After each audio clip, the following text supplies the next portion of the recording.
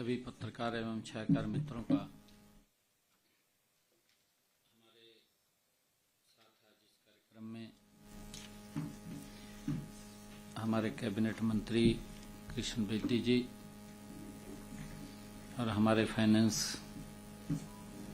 विभाग के एसीएस अरुण गुप्ता जी, सभी विभाग के हमारे अधिकारीगण और हमारे मीडिया के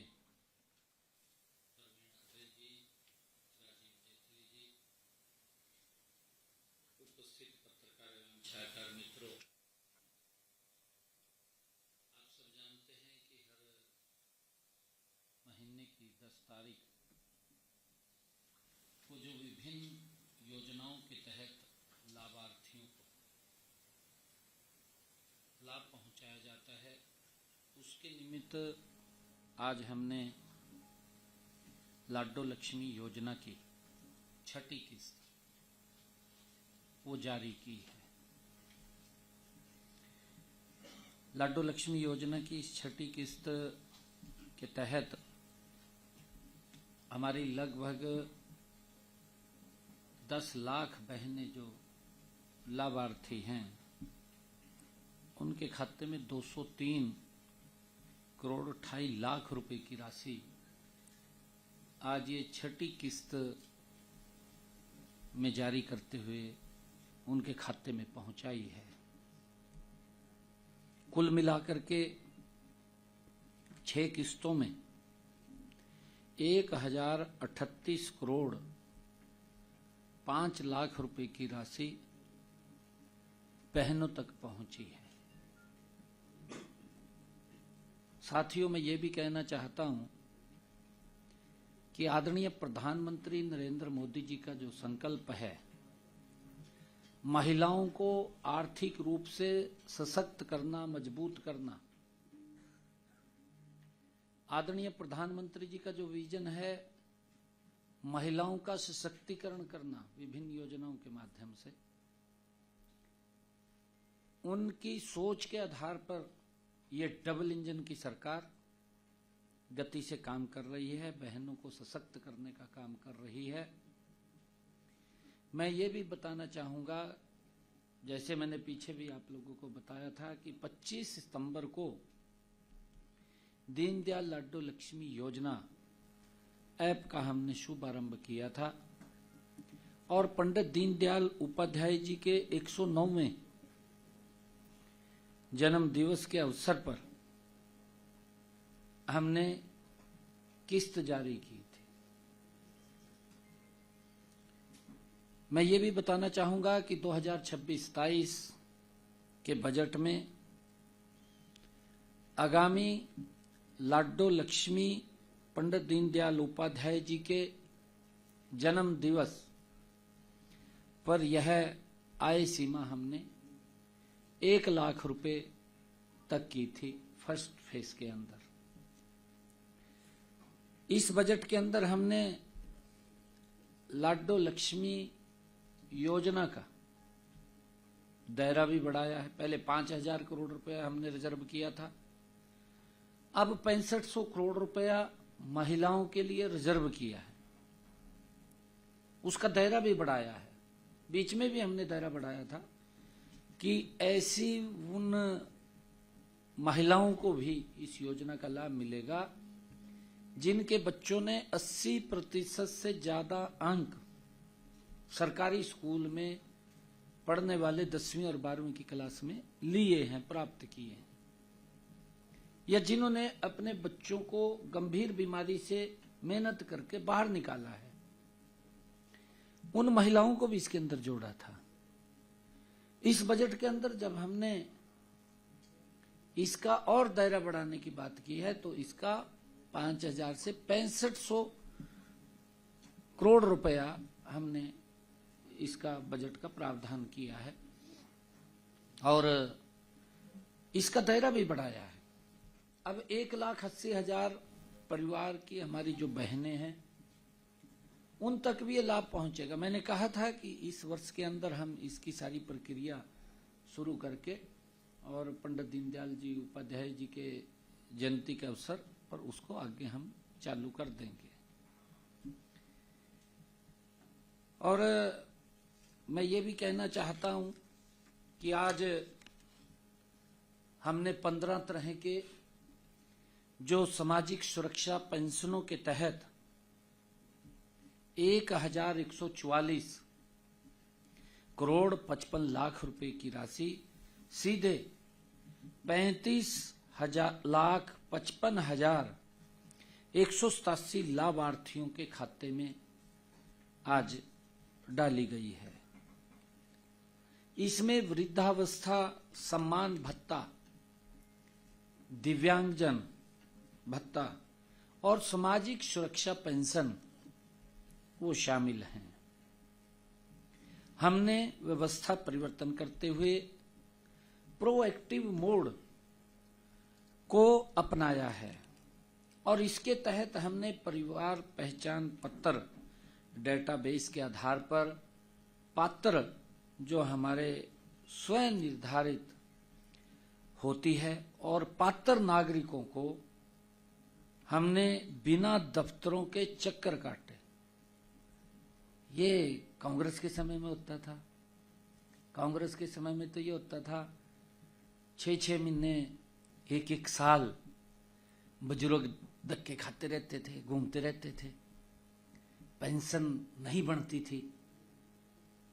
फिर जो कर्मचारी था बोलता था वहां से भी ताऊ आपकी पेंशन लगेगी, कुछ सेवा कर दे, जल्दी लग जाएगी। इस प्रकार का सिस्टम कांग्रेस के शासन में था। निराई भ्रष्टाचार कांग्रेस के शासन में था। कार्रवाई नहीं होती थी कोई भी। आज गति से कार्रवाई होती है। कहीं हमने जो लोगों तक लाभ पहुंचता है उसको प्रोएक्टिव मोड के अंदर किया है। इसीलिए किया है ताकि बुजुर्गों को कहीं जाना ना पड़े, चक्कर ना काटने पड़े। 60 साल के हो जाते हैं, ऑटोमेटिक पेंशन लग जाती है। उसके अंदर भी क्योंकि जैसा सॉफ्टवेयर है अलग अलग तरह से अपडेट करना पड़ता है, उसको भी अपडेट करेंगे। परंतु जब अपडेट करते हैं तो कांग्रेस के लोगों को उसकी भी पीड़ा होती है। वो बोलने लग जाते हैं, ये कर दिया जी, वो कर दिया जी।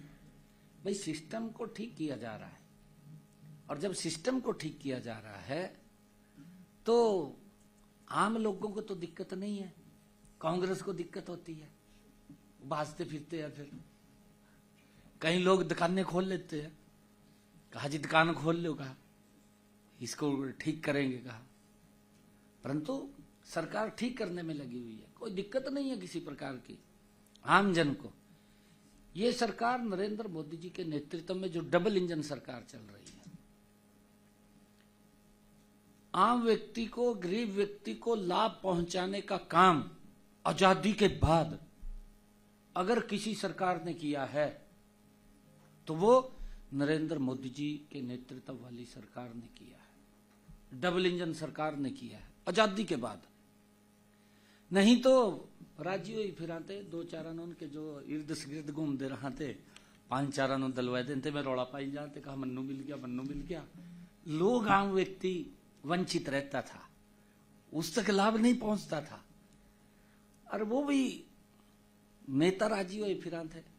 आज जब व्यवस्था ठीक है, आज बाज दे फिर रहे ना बाज दे, घूम दे फिर रहे।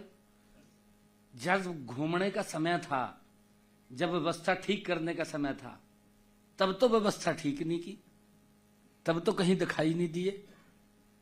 अब जब व्यवस्थाएं ठीक हो रही हैं, लोगों तक लाभ पहुंच रहे हैं, अब बाज दे फिर रहे, कहा यहां ये हो गया जी, ये हो गया जी।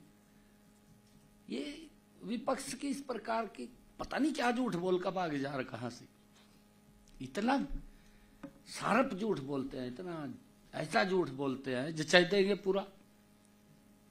एआई का जमाना है, पूरा जचा देते हैं भी भाई सच बोल रहा, ऐसा झूठ बोलते हैं। परंतु उससे हमें चौकस रहने की जरूरत है। आज डायरेक्ट बेनिफिट जो ट्रांसफर्स के माध्यम से ये जो हम भुगतान कर रहे हैं, ये भुगतान हमारी सरकार की पारदर्शिता और सुशासन के प्रति अटूट प्रतिबद्धता ये हमारी सरकार की है, और इसको लेकर के हम गति से मोदी जी के नेतृत्व में काम कर रहे हैं, जिससे यह सुनिश्चित हो रहा है। हम सब जानते हैं कि राज्य की सहायता हर जरूरतमंद तथा जरूरतमंद तक और समयबद्ध तरीके से उसके पास पहुंचे। नहीं तो ऐसी स्थिति थी, बहुत सारे ऐसे लोग थे कि जो गांव के अंदर इधर उधर कहीं जा नहीं पाते थे, लोग छूट जाते थे। मैं धन्यवाद करूंगा देश के यशस्वी प्रधानमंत्री आदरणीय नरेंद्र मोदी जी का। उन्होंने दिल्ली से बैठ करके एक निर्णय किया, बड़ा निर्णय किया। निर्णय ये किया कि मेरे गांव का कोई भी पात्र व्यक्ति सरकार की योजना से छूटे ना, उस तक लाभ पहुंचे। आपके सामने है गांव गांव घर घर कैसे विकसित भारत यात्रा पहुंची, गई है ना। जो व्यक्ति ऐसे थे कि जो बाहर ना जा सके, दफ्तर तक भी ना जा सके, कम से कम अपने गांव में तो उस योजना के साथ जुड़ जाएं। ये आप देखिए मोदी जी किस तरीके से गरीब व्यक्ति को सशक्त और मजबूत कर रहे हैं। ये कांग्रेस जो आज बोल रहे हैं,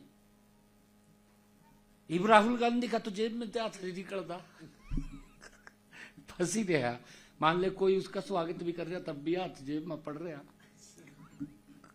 भाई कम से कम तेरा कोई स्वागत करा, हाथ तो एक हाथ तो बाहर काट लेना चाहिए, पर जेब में ही पड़ रहा। किस प्रकार का झूठ बोलते हैं, गजब का झूठ बोलते हैं। देश को किस प्रकार से इन लोगों ने पीछे धकेलने का काम किया है, इनकी गलत नीतियों के कारण। देश के लिए तो नीतियां इनकी गलत थी, परिवार के लिए नहीं थी। परिवार के लिए तो नीतियां ठीक है इनकी, लगे रहते हैं परिवार को मजबूत करने में। अब घूम रहे हैं, कभी राहुल के पास जा रहे, कभी कहीं जा रहे। भाई जब समय था तब तो तुम गुम में नहीं है, अब इस प्रकार की बातें करते हैं। हम धन्यवाद करते हैं आदरणीय प्रधानमंत्री जी का। तय भी बग जा ऐसा है, ब्रीफिंग के बाद देखिए बीच में डिस्टर्ब ना कीजिए, ब्रीफिंग पूरी होने दीजिए, उसके बाद सवाल कर लीजिएगा। मैं तो फोटो में देखता हूं, आजकल आप इतनी ज्यादा वो करते हैं। हरियाणा की वो देश में भी कहीं देखेंगे, देश में भी अगर कहीं देखेंगे, राहुल गांधी को जेब में हाथ काटने का समय नहीं है। लोग स्वागत कर रहे हैं उसका। लोग कौन स्वागत कर रहे हैं, उसी के इर्द से गिर्द के करते हैं, परंतु जेब में हाथ तो काट लेना। झूठ तो ना बोल रहा, लगातार झूठ बोल रहा। भाई कम से कम हम ये बात कह रहे हैं, भाई अगर आप लोग कांग्रेस के लोग अगर उन्होंने कोई काम अपने इस कार्यकाल का नहीं बता सकते, भाई मोदी जी के कार्यों का विरोध तो ना करें ना। हाँ विरोध करिए, हम ये नहीं कहते भी ना करो विरोध, विरोध करिए, परंतु उसका करिए जिसका पब्लिक को नुकसान हो रहा हो या देश को नुकसान हो रहा हो, उससे अवगत कराना चाहिए।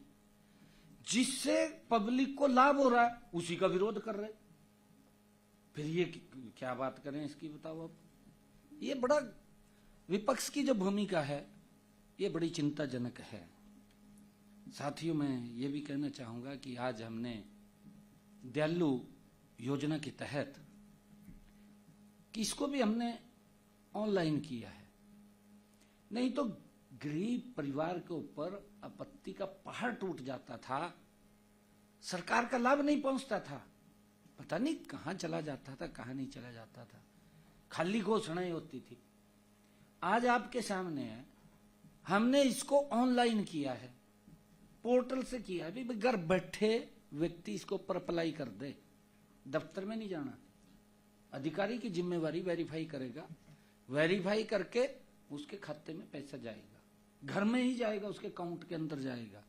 ये व्यवस्था की है, इससे आम जन के अंदर संतुष्टि का भाव है। कांग्रेस ने तो उसमें से भी ये सोचते थे भी कुछ पैसा मेरी जेब में चला जाता, लीक हो जाता रास्ते में, ये हालात, बहुत हालत खराब की है कांग्रेस ने, इतने हालात खराब किए। आज इस तरीके से घूम रहे हैं जैसे मछली को पानी से बाहर रखते कार्ड का, वो स्थिति हो रही है। परंतु स्थिति बहुत ज्यादा कांग्रेस की भयानक है।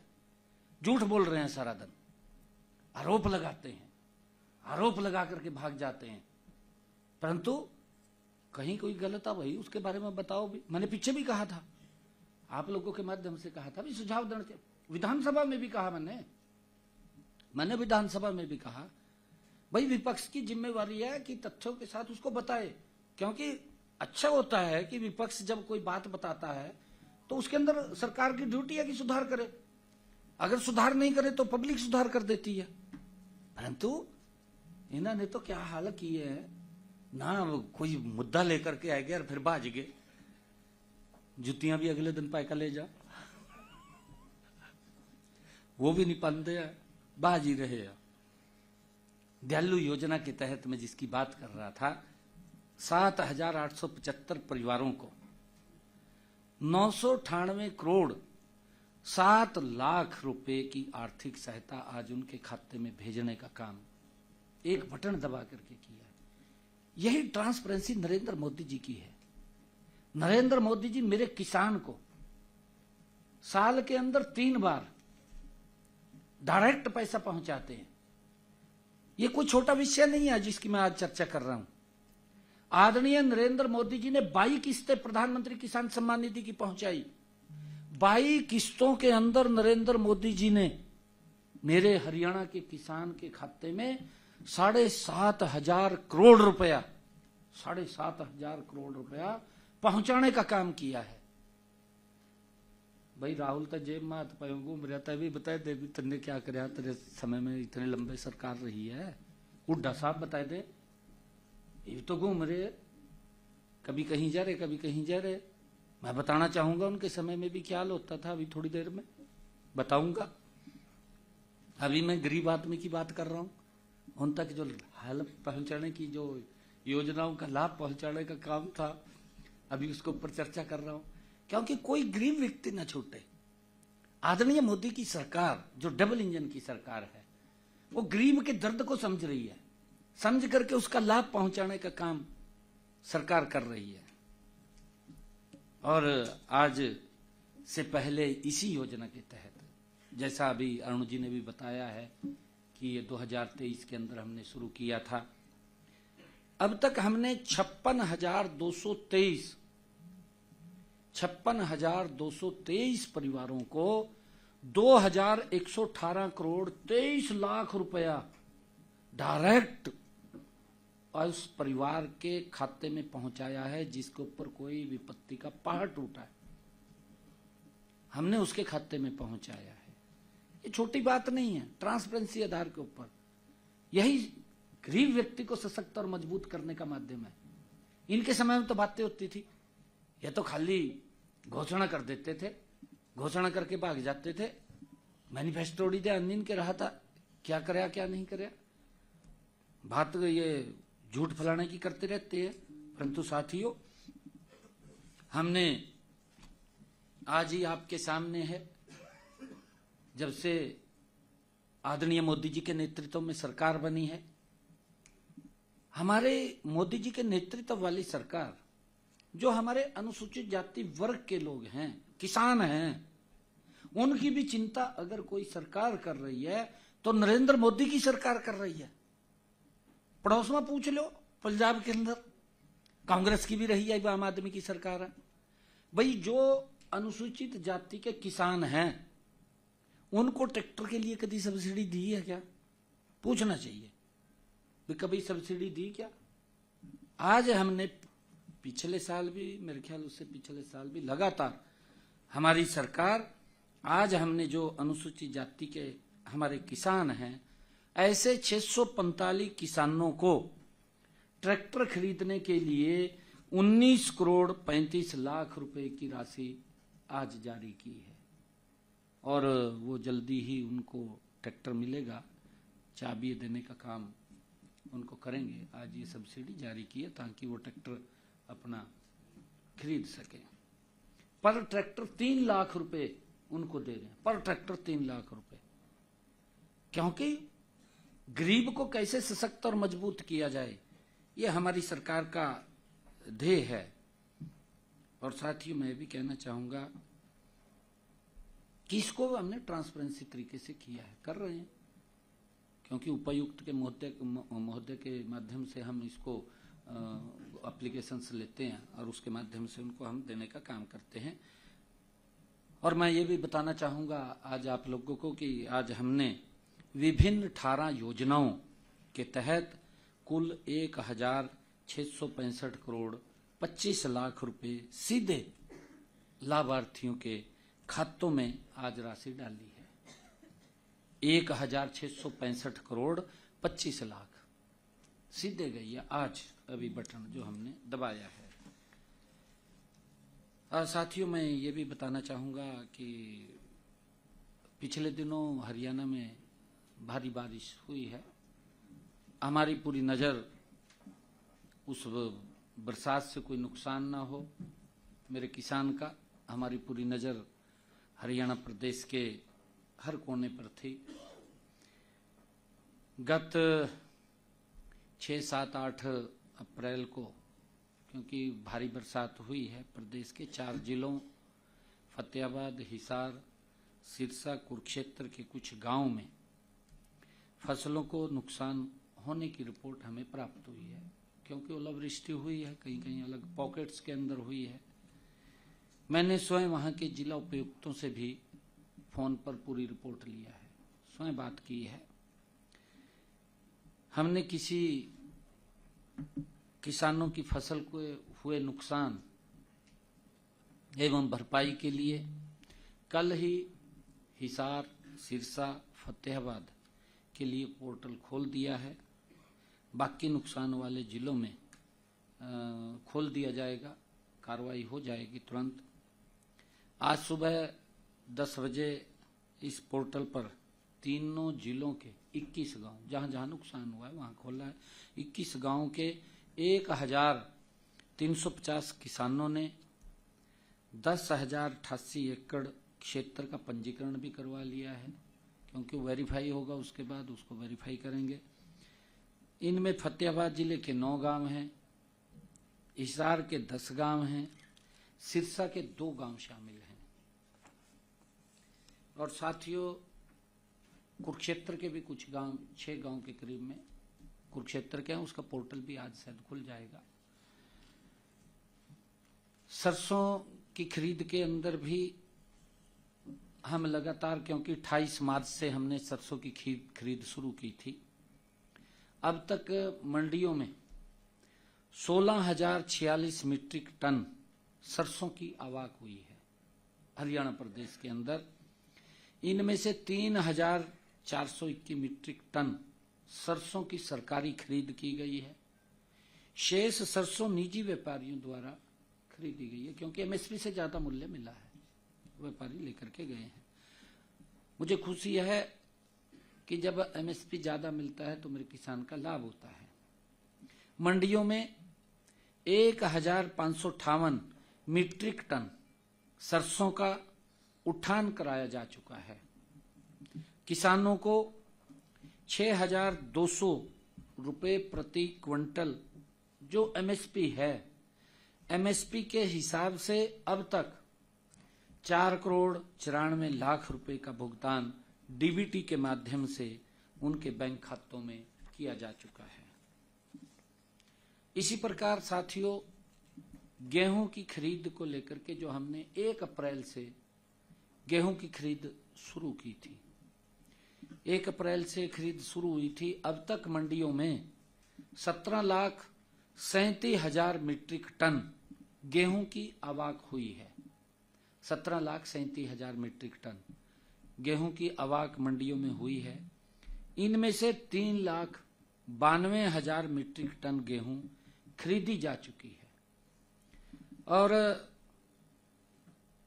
अब बारिश पड़ रही थी, क्योंकि उठान के अंदर थोड़ी दिक्कतें, सारी चीज में दिक्कत आ रही थी, कुछ नमी भी हो रही थी उसके अंदर, उसके कारण भी थोड़ी परचेज नहीं हो पा रही थी।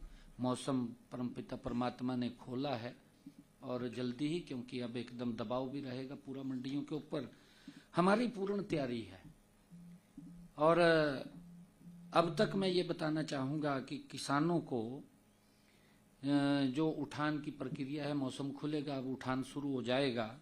किसानों को 2585 रुपये प्रति क्विंटल, जो 2585 रुपये एमएसपी गेहूं के ऊपर है, उसके समर्थन मूल्य के हिसाब से अब तक 13 करोड़ 9 लाख रुपए का भुगतान डीबीटी के माध्यम से किसान के खाते में कर दिया है। और मैं ये भी बताना चाहूंगा, क्योंकि कैबिनेट ने अभी परसों जो फैसला किया था कि हमने 8 अप्रैल को प्रदेश के मजदूरों के मिनिमम वेज में वृद्धि की बात उसमें हमने फैसला किया था। मैं ये बताना चाहूंगा कि अब अकुशल श्रमिकों का मासिक वेतन 11,275 रुपये से बढ़ा करके 15,220 रुपये तथा अर्धकुशल श्रमिकों का मासिक वेतन 12,430 रुपये से बढ़ाकर 16,780 रुपये कर दिया गया है। ये अभी कैबिनेट की बैठक में फैसला हुआ है।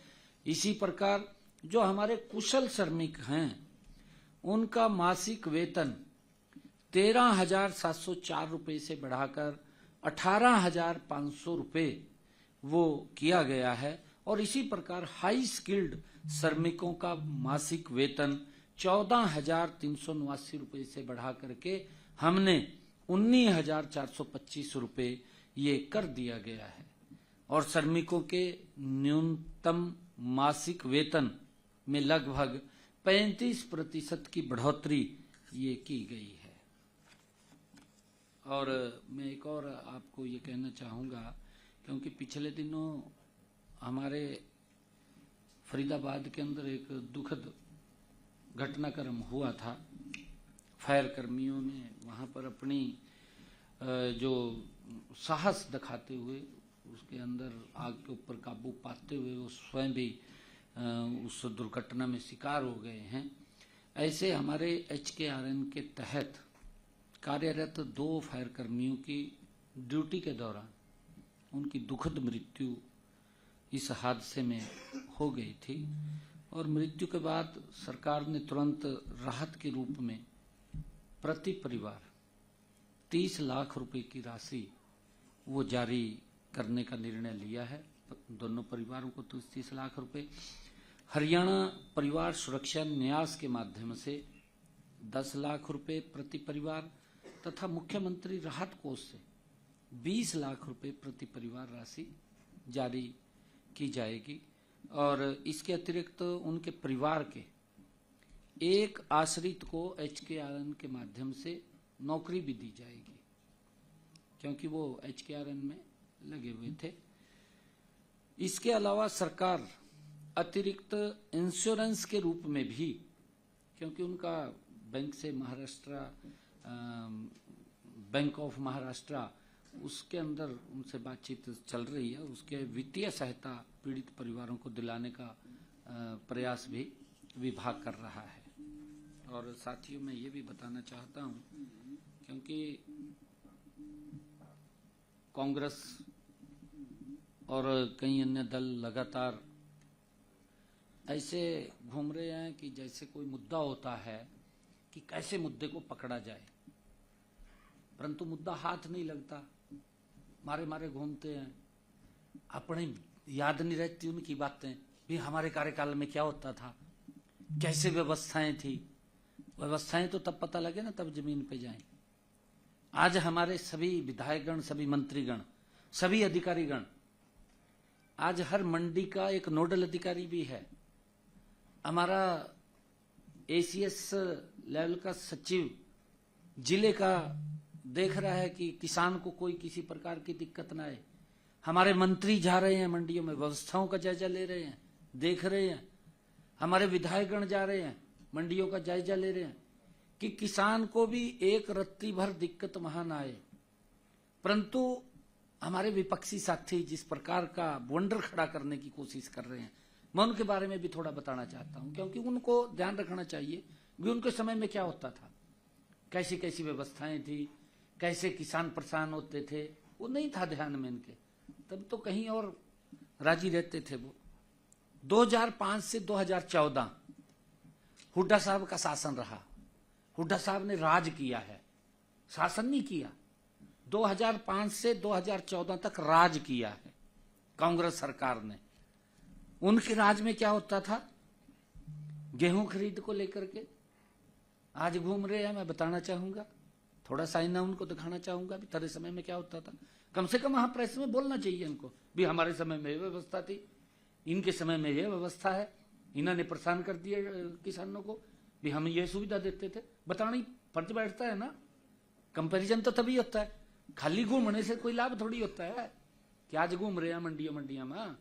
मंडी में हमारे मंत्रीगण जा रहे हैं, व्यवस्थाओं का जायजा ले रहे हैं, हमारे विधायकगण जा रहे हैं, हमने सेक्रेटरीज की ड्यूटी लगाई है, हमारे सेक्रेटरीज जा रहे हैं।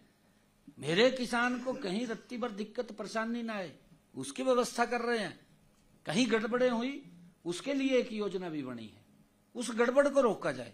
मेरा किसान समझ रहा है, मैंने 2 रोज पहले भी प्रेस के अंदर कहा था कि मेरा किसान भी समझ रहा है कि इस गड़बड़ को रोका जाए, कि ये किसान के नाम के ऊपर जो गड़बड़े होती हैं उसको रोकने का काम हमारा किसान आगे आ रहा है। हमारा किसान चाह रहा है कि हाँ गड़बड़ को रोका जाए, गड़बड़ नहीं होनी चाहिए। परंतु हमारी सरकार का मैंडेट है कि अपने किसान का एक एक दाना खरीदने का काम हरियाणा सरकार करेगी, कोई दिक्कत किसी को नहीं आने देंगे।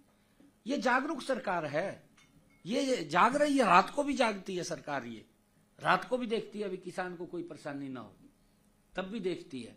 परंतु इनके समय में क्या होता था, क्योंकि ये तो बताएंगे नहीं, मुझे ही बताना पड़ेगा। इनके समय में क्या होता था, किसान 3 से 7 दिन तक ट्रैक्टर ट्राली लेकर के लाइन में खड़ा होकर के इंतजार करता था। इनके समय में शायद पता होगा इनको, इन्हें बताना चाहिए कहीं ना कहीं भी हमारे समय में व्यवस्था थी। 3 से 7 दिन लगते थे, ट्रैक्टर ट्राली खड़ी रहती थी, उतरता नहीं था अनाज, मंडी भर जाती थी। ये स्थिति थी इनके समय में। बोरियों की सप्लाई समय पर नहीं होती थी, क्योंकि पूरी मंडी भर जाती थी। बोरियों की सप्लाई भी नहीं होती थी समय पर। गेहूं खुले में पड़ा रहता था, इनके समय की बात है ये, उसके बारे में बताना चाहिए भाई। आसमान के अंदर पड़ा रहता, बरसात आ जाती थी, क्या होता था, किसान अपने पैसे से खरीद करके तरपाल लेकर के आता था, फिर ढकता था भी चलो थोड़ा बहुत अनाज बच जाएगा। परंतु सरकार ध्यान नहीं करती थी। आज हमने तरपाल के लिए भी आड़तीस को भी हमने निवेदन किया है, हमने सेक्रेटरीज को भी कहा है कि भाई अगर किसान की बरसात आ जाए तो उसको ढकने का इंतजाम भी वहां से वो होना चाहिए, उसको करना चाहिए। ये बात कही है, बड़ा उसके अंदर वो करते हैं। परंतु इनके समय में तो खुले में पड़ा रहता था, उसके बारे में नहीं बताते। और इनके समय में पर्याप्त गोडाउन नहीं थे, आपके सामने है। लगातार अगर 2014 के बाद आज 2026 कितने नए गोडाउन बने और बन रहे हैं, ऐसा नहीं है, धीरे धीरे करके हर वर्ष उसके अंदर जुड़ते हैं, नए गोडाउन जुड़ रहे हैं। ये अपने समय के 10 साल का हुड्डा साहब घूम रहे हैं, प्रेस के अंदर बताए ना कि इतने गोडाउन बनाए थे। केंद्र में भी सरकार थी इनकी, केंद्र में भी कांग्रेस की सरकार थी और यहां भी ये मुख्यमंत्री थे। ये बताए ना कि किसान की फसल की सुरक्षा के लिए हमने कितने गोडाउन बनाए थे, बताएं। और हमने कितने बनाए हैं वो सारा की सारी फिगर है, देख लें। पर्याप्त व्यवस्था नहीं थी, गेहूं को खुले में तिरपाल के नीचे ही रखना पड़ता था, आपके सामने है। फसल में इनके समय के अंदर कटौती किस प्रकार से होती थी और रिजर्वेशन ज्यादा रहता था, काफी बड़ा रहता था वहां से, आपके सामने है। सिस्टम पूरी तरह से इनके समय में धीमा था। धीमा भी ऐसा था, मैंने कहा कि 3 से 7 दिन लगते थे ट्राली उतारने में, जगह नहीं मिलती थी। परंतु अब ये दुष्प्रचार कर रहे हैं, किसानों को मंडी से पैसा भी समय पर नहीं मिलता था, आपके सामने है। इनके समय में आज 48 घंटे में मैंने फिगर बताई ना, इनके समय में तो 2-2 रुपए के चेक मुआवजे के गए हैं, 2-2 रुपए के चेक गए, 500 रुपए खत्ता खलवाने में लगते थे, 2 रुपए का चेक दे करके हंसते थे ये लोग भी हमने मुआवजा दे दिया, ताड़ियां पटवाते रहते थे। ये हालात थे इनके। परंतु अगर हम बात करें आज की तारीख से, लगभग हमने जो पिछले साल का अगर हम देखें, आज की टिल डेट हमने डबल पेमेंट कर दिया किसान की, डबल पेमेंट। लगभग 6,000 थी और हमने 13,000 का, अब आंकड़ा मैंने बताया 13,000 करोड़ रुपया हमने वो दिया है किसान को। उनके इसमें जो फिगर है, अब तक हमने किसान को जो हमने पैसा पहुंचाया है अब तक, ये 13 करोड़ 9 लाख रुपए पहुंचाया, 13 करोड़ 9 लाख रुपए पहुंचाया। जबकि पिछले साल आज की डेट में लगभग 6,000 करोड़ रुपया, 6,000 करोड़ नहीं, इसके अंदर अब तक हमने, क्योंकि अब तक मैं आपको बता रहा हूं 13 करोड़ 9 लाख रुपए हमने अब तक भेजा है। 13 करोड़ 9 लाख रुपया डीबीटी के माध्यम से किसान के खाते में पहुंचा। हाँ, गेहूं अभी तो शुरू हुआ है सीजन, अभी सीजन शुरू हुआ। मैं अभी अगली बात जो कहने वाला हूं उसके ऊपर मैं निवेदन भी कर रहा हूं। 13 करोड़ 9 लाख रुपया हमने किसान के खाते में पहुंचा दिया है, जबकि पिछले साल आज की डेट तक लगभग 6 करोड़ रुपए था। ये डबल किया हमने। अब की बार इसके अंदर जो फसल खरीदी उसका डबल गया है, ज्यादा उसके अंदर पैसा गया। मैं ये बात आपके बीच में कह रहा हूं। अब अगली बात ये है, क्योंकि विपक्ष का काम है, विपक्ष अच्छा है, घूमना चाहिए, हम कोई मना थोड़ी करते हैं विपक्ष को। विपक्ष की ड्यूटी है, जाना चाहिए, ड्यूटी को ठीक तरीके से निभाए, ठीक ड्यूटी निभानी चाहिए, जाकर के झूठ नहीं बोलना चाहिए। इब आप लोग जो पत्रकार जागरूक हैं, इब आपके सामने तो पत्रकार देख कर तो बड़ा भी मेरी बात जह रही है, पर ये तो नहीं पता ना क्या बोल रहा, झूठ बोल रहा। मैंने थोड़ा आईना दिखाया उनके समय का भी थरे समय में क्या होता था। अब मैं ये कहना चाहता हूं, देखिए मौसम साफ है, मैं परमपिता परमात्मा से ये भी प्रार्थना करता हूं कि मौसम साफ रहे, मेरे किसान की फसल मंडी तक पहुंचे। सरकार ने पूर्ण व्यवस्थाएं की हुई हैं, सरकार ने बारदाने की व्यवस्था पूरी की है, उठान की व्यवस्था पूरी की हुई है, परचेज का भी एक एक दाना होगा। परंतु इनके समय के अंदर, ये उस समय में था जब 2 महीने 2.5 महीने फसल बाजार में आने में लगता था, क्योंकि हाथ से मशीनरी युग नहीं था, तब भी जाम रहता था और तब उतनी पैदावार भी नहीं होती थी। अब तो पैदावार भी ज्यादा है, अब पैदावार भी ज्यादा है, अब समय भी कम हो गया है। जो 2.5 महीने का समय था अब वो मात्र 15 से 20 दिन का रह गया। 15 से 20 दिन के अंदर ये पूरी फसल आ जाती है। जैसे अब मौसम खुलेगा, अब एकदम दबाव बनेगा, उस दबाव के अंदर व्यवस्थाओं में अव्यवस्थाओं में हो जाता है कुछ ना कुछ। मेरा सभी किसान भाइयों से आग्रह है कि इसके अंदर सहयोग करें, क्योंकि ये सीजन का समय कम रह गया, परंतु इसको हम मिलकर के काबू पाएंगे। हमारी नजर है, हर तरीके से नजर है हर काम के ऊपर, कहीं कोई दिक्कत नहीं आने देंगे। अगर कहीं कोई अव्यवस्था थोड़ी होती है उसको थोड़ा कोऑपरेट करने का हम काम करेंगे, तो जिससे कि मिलकर के इसको काबू पाया जा सके। ये मेरा आग्रह है। विपक्षी साथियों से भी मैं कहना चाहूंगा, अच्छा है वो ध्यान रखें, परंतु दुष्प्रचार ना करें, झूठ ना बोलें, बस इतना का आग्रह है। Thank you. समय के अभाव के